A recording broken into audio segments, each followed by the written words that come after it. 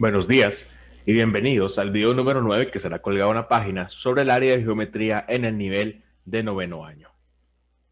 Las habilidades específicas que se tratarán en este video será convertir medidas angulares de grados a radianes y viceversa. Además, aplicar las razones trigonométricas básicas, las cuales son seno, coseno y tangente, en diversos contextos. Y por último, aplicar las razones entre tangente, seno y coseno. Con respecto a la primera habilidad sobre convertir medidas angulares de grados a radianes y viceversa, primero debemos recordar que un ángulo es un espacio comprendido entre la intersección de dos líneas que parten de un mismo punto o vértice.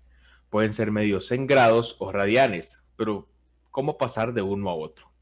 Es muy sencillo. Si poseemos un ángulo en grados, lo único que debemos hacer es multiplicarlo por pi entre 180.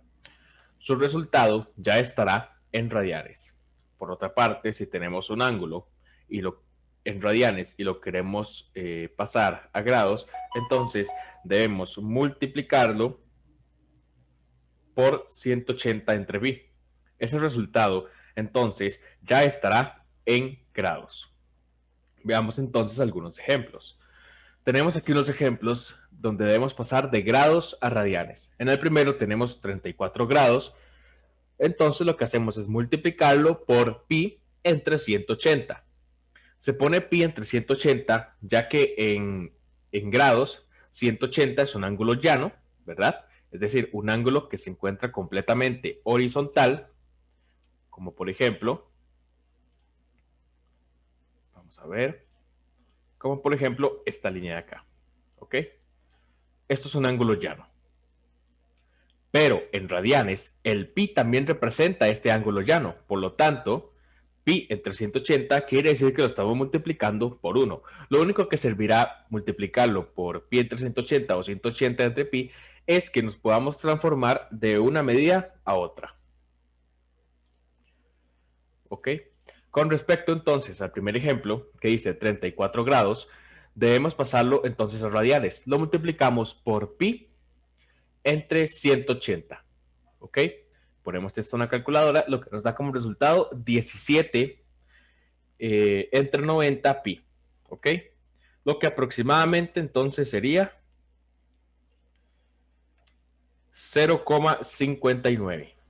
Esto ya está en radianes. Con respecto al segundo ejemplo, que sería 56 grados, debemos pasarlo a radianes nuevamente, entonces multiplicamos por pi entre 180, lo que nos da como resultado 14 dividido entre 45 pi. Ya esto estará en radianes. Por último, tenemos 90 grados que debemos pasarlo a radianes. Entonces, nuevamente multiplicamos por pi entre 180 y nos da como resultado pi medios. Ahora debemos pasar de radianes a grados. El primer ejemplo que tenemos sería 2pi, que entonces lo multiplicamos por 180 entre pi. Recordemos que cuando son de radianes a grados, lo multiplicamos por 180 entre pi, lo que nos da como resultado entonces 360 grados. Luego tenemos 42pi dividido entre 590, entonces lo multiplicamos por 180 entre pi, lo que nos da como resultado aproximadamente 12,8136 grados, ¿ok? Luego tenemos pi quintos, que debemos multiplicarlo por 180 entre pi, al igual que los demás, y nos da como resultado 36 grados. Por lo tanto, entonces, multiplicarlo por pi entre 180 o 180 entre pi nos permitirá pasar de grados a radianes y de radianes a grados. Esto para facilitar el cálculo de las siguientes razones trigonométricas. Las razones trigonométricas, entonces, son relaciones entre los lados del triángulo y solo dependen de ángulos de este, ¿ok? Las razones trigonométricas básicas son tres, las cuales son seno, coseno y tangente. La primera, la razón seno de un ángulo alfa, es decir, este ángulo que tenemos dibujado acá, voy a señalarlo, este ángulo que tenemos dibujado aquí, es el ángulo alfa, ¿ok? Es el ángulo alfa. Entonces, la primera razón seno de un ángulo es la relación entre el lado opuesto, es decir, el lado A que tenemos aquí, y la hipotenusa, es decir, C, que recordemos que es el lado mayor del triángulo rectángulo. ¿Ok? Entonces, es decir, de que A dividido entre C, es decir, el lado opuesto dividido entre la hipotenusa, tiene que ser igual al seno del ángulo alfa. Luego tenemos la razón coseno. La razón coseno igual del ángulo alfa que tenemos aquí abajo. Entonces es la relación entre el lado adyacente, es decir, el lado B, ¿ok? Y la hipotenusa, o el lado más grande del triángulo, en este caso C, ¿ok? Lo que nos quiere decir entonces de que el lado adyacente, es decir, B, dividido entre la hipotenusa C, tiene que ser igual al coseno del ángulo alfa. Por último, tenemos la razón tangente de un ángulo alfa. Es la relación entonces entre el lado opuesto y el lado adyacente. Pero ¿cuál es el lado opuesto? Recordemos que estamos trabajando con el mismo ángulo alfa, ¿ok? Entonces el lado opuesto a este será A y el lado adyacente será B, ¿ok? La razón tangente nos quiere decir de que A, es decir, el lado opuesto, dividido entre B, es decir, el lado adyacente, tiene que ser igual a la tangente del ángulo alfa. ¿Esto para qué nos servirá? Nos servirá entonces las relaciones trigonométricas para encontrar las medidas de lados de un triángulo rectángulo y también algunos ángulos. Por ejemplo, utilicemos entonces las relaciones trigonométricas para encontrar la medida de la hipotenusa C y del ángulo en cuestión, ¿ok? Para encontrar primero el ángulo, entonces utilicemos la razón trigonométrica tangente del ángulo alfa que tenemos que encontrar, la cual recordemos que era el lado opuesto, es decir, 4, dividido entre el lado adyacente, es decir, 4. Recordemos que 4 entre 4 es 1.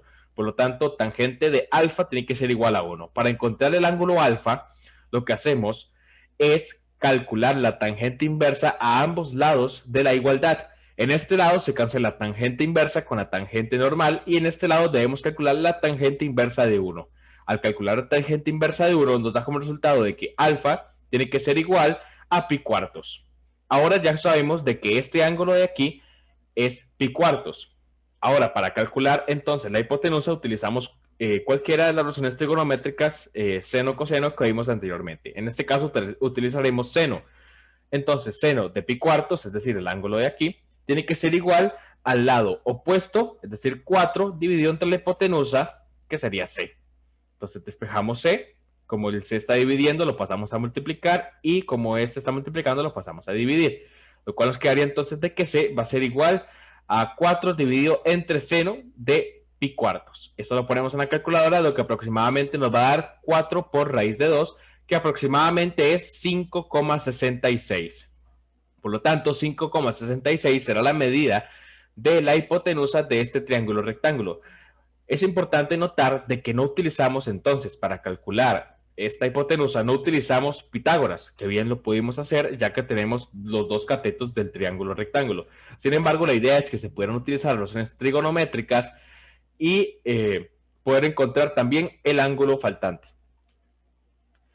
Ahora, existen algunas relaciones entre las relaciones trigonométricas tangente, seno y coseno, las cuales serán importantes ya que nos permiten calcular o facilitar el cálculo de algunas de las otras razones, ya que si no las poseemos o nos faltan algunos datos en el triángulo rectángulo, utilizar estas relaciones nos puede ayudar a facilitar o poder encontrar más fácilmente estas razones trigonométricas faltantes. Por ejemplo, la primera, que sería tangente de alfa, tiene que ser igual al seno de alfa dividido entre coseno de alfa. Por otra parte, tenemos de que el seno a la 2 de alfa más el coseno a la 2 de alfa tiene que ser igual a 1.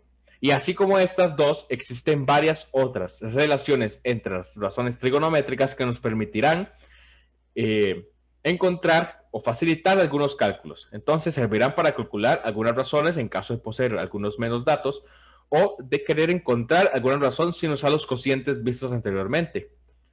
Por lo que entonces son importantes para simplificar el cálculo de esas medidas de lados y ángulos. Muchas gracias por ver el video. Por favor, ve los siguientes videos que se encuentran colgados en la página. Muchas gracias.